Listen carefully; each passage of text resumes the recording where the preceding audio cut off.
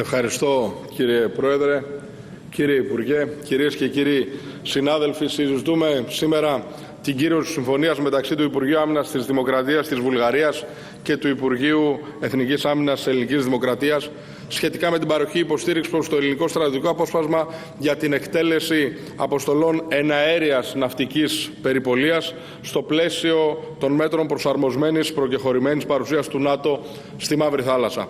Εκ πρώτης όψεως θα μπορούσε να θεωρηθεί μία ακόμα τεχνική συμφωνία στρατιωτικής συνεργασίας. Στην πραγματικότητα όμως, κύριοι συνάδελφοι, αποτυπώνει τον τρόπο με τον οποίο η Ελλάδα αντιλαμβάνεται τον ρόλο της στο σημερινό διεθνές περιβάλλον. Ως μια χώρα που συμμετέχει ενεργά στη διαμόρφωση των συνθηκών ασφαλείας και σταθερότητας στην περιοχή μας, πάντοτε όμως με πλήρη σεβασμό στο διεθνές δίκαιο αλλά και τις διεθνείς υποχρεώσεις της πατρίδος μας.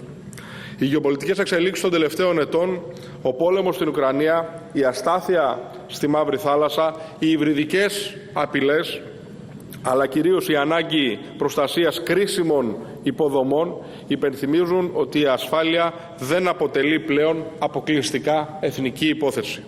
Απαιτεί συνεργασία, απαιτεί συντονισμό και πάνω απ' όλα απαιτεί αξιόπιστες συμμαχίες. Σε αυτό το πλαίσιο, η Ελλάδα ως κράτος μέλος της Ευρωπαϊκής Ένωσης και του ΝΑΤΟ επιλέγει να έχει ουσιαστική παρουσία και να συμβάλλει ενεργά στις συλλογικές προσπάθειες για τη διατήρηση της ασφάλειας και της σταθερότητας. Η υποκύρωση συμφωνία υπηρετεί ακριβώς αυτήν την στρατηγική επιλογή. Καθορίζει το πλαίσιο μέσα στο οποίο η Βουλγαρία ως χώρα υποδοχής παρέχει τη διοικητική, επιχειρησιακή και τεχνική υποστήριξη στο ελληνικό στρατιωτικό απόσπασμα που αναπτύσσεται στο έδαφος της για την εκτέλεση αποστολών εναέριας ναυτικής περιπολίας. Δεν δημιουργεί, και αυτό είναι το σημαντικό, δεν δημιουργεί νέες στρατιωτικές υποχρεώσεις για τη χώρα μας. Αντίθετα, εξασφαλίζει ότι οι ήδη αποφασισμένες δραστηριότητες θα υλοποιούνται με σαφείς κανόνες, με ασφάλεια και φυσικά με πλήρη θεσμική θωράκιση. Κυρίες και κύριοι συνάδελφοι, η Βουλγαρία αποτελεί έναν στενό γείτονα, έναν εταίρο στην Ευρωπαϊκή Ένωση και έναν καλό και αξιόπιστο σύμμαχο στο ΝΑΤΟ.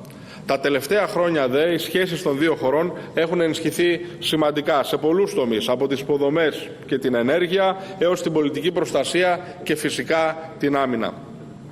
Η σημερινή συμφωνία αποτελεί φυσική συνέχεια αυτής της διαδρομής και εμβαθύνει μια σχέση εμπιστοσύνης που στηρίζεται στον αμοιβαίο σεβασμό και στην κοινή αντίληψη ότι η ασφάλεια της περιοχής μας, της ευρύτερης περιοχής μας, είναι κοινή ευθύνη. Ιδιαίτερη σημασία έχει και η περιοχή όπου αναπτύσσεται η αποστολή. Η Μαύρη Θάλασσα αποτελεί σήμερα έναν από τους πλέον κρίσιμους γεωστρατηγικούς χώρους της Ευρώπης. Οι εξελίξεις εκεί επηρεάζουν την ευρωπαϊκή ασφάλεια, επηρεάζουν την ελευθερία της ναυσιπλοείας, τις ενεργειακές διαδρομές και συνολικά τη σταθερότητα της νοτιοανατολικής Ευρώπης. Η Ελλάδα, παρότι δεν είναι παράκτιο κράτος της Μαύρης Θάλασσας, έχει άμεσο ενδιαφέρον για τη σταθερότητα της περιοχής, προφανέστατα. Η συμμετοχή της λοιπόν στις σχετικές πρωτοβουλίες δεν αποτελεί απλώς εκπλήρωση διεθνών υποχρεώσεων, αλλά αποτελεί μια επιλογή που υπηρετεί το εθνικό συμφέρον και ενισχύει το γεωστρατηγικό μας ρόλο στα Βαλκάνια αλλά και σε όλη την ευρύτερη περιοχή. Η αξία της συμφωνίας όμως δεν περιορίζεται στη γεωπολιτική της διάσταση. Εξίσου σημαντικό είναι ότι δημιουργεί ένα σαφές και ολοκληρωμένο νομικό πλαίσιο για τη συνεργασία των δύο χωρών. Ρυθμίζει ζητήματα που αφορούν τη λειτουργία της αποστολής, τη διοικητική μέριμνα, την υγειονομική υποστήριξη, την προστασία των διαβαθμισμένων πληροφοριών, τη δικαιοδοσία και τη διαχείριση έκτακτων περιστατικών, αξιοποιώντας φυσικά το υφιστάμενο πλαίσιο του ΝΑΤΟ και τις ήδη ισχύουσες διμερείς συμφωνίες. Με αυτόν τον τρόπο ενισχύεται η ασφάλεια δικαίου, αποφεύγοντας επικαλύψεις και διασφαλίζεται η ομαλή και αποτελεσματική συνεργασία των δύο πλευρών.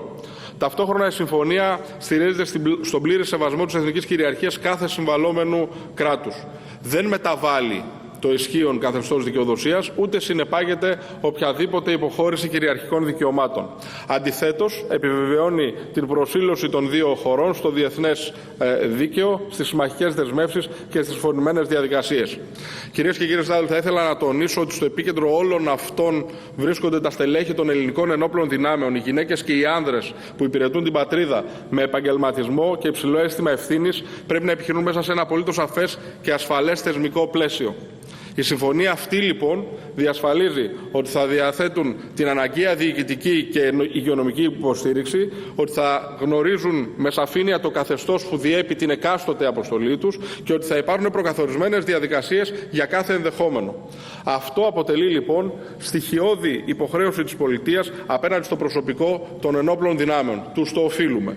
Σε ό,τι αφορά το οικονομικό σκέλος, η σχετική δημοσιονομική επιβάρυνση αποτυπώνεται με διαφάνεια στην έκθεση του Γενικού Λογιστηρίου του κράτους. Πρόκειται για δαπάνες που συνδέονται με τη λειτουργική υποστήριξη της αποστολής και την επιχειρησιακή ετοιμότητα των μέσων και του προσωπικού. Η άμυνα όμως, κυρίες και κύριοι συνάδελφοι, επιτρέψτε μου να πω ότι δεν μπορεί να αξιολογείται αποκλειστικά με λογιστικούς όρους. Οι επενδύσεις στην αποτρεπτική ικανότητα, στην εκπαίδευση, στη διεθνή συνεργασία και στην αξιοπιστία των ελληνικών ενόπλων δυνάμεων αποτελούν επενδύσεις στην ίδια την εθνική ασφάλεια. Κυρίες και κύριοι συνάδελφοι, στα ζητήματα της εθνικής άμυνας και της διεθνούς αξιοπιστίας της χώρας απαιτείται σοβαρότητα και αίσθημα ευθύνης, πατριωτικής ευθύνης. Είναι θεμιτό να υπάρχουν διαφορετικές πολιτικές προσεγγίσεις, δεν είναι όμως ωφέλιμο να καλλιεργούνται αμφιβολίες για συμφωνίες που ενισχύουν τη θεσμική θωράκιση των ενόπλων δυνάμεων και εμβαθύνουν τη συνεργασία μας με έναν γειτονικό σύμμαχο. Η Ελλάδα οφείλει να εκπέμπει συνέπεια, αξιοπιστία και σταθερότητα. Στοιχεία που αποτελούν σήμερα ένα πολύ σημαντικό μέρος της αποτρεπτικής της ισχύως. Η Ελλάδα ακολουθεί σταθερά αυτή την πορεία και η συμφωνία που καλούμαστε σήμερα να ακυρώσουμε αποτελεί ένα ακόμα ουσιαστικό βήμα προς αυτή την κατεύθυνση. Σας ευχαριστώ.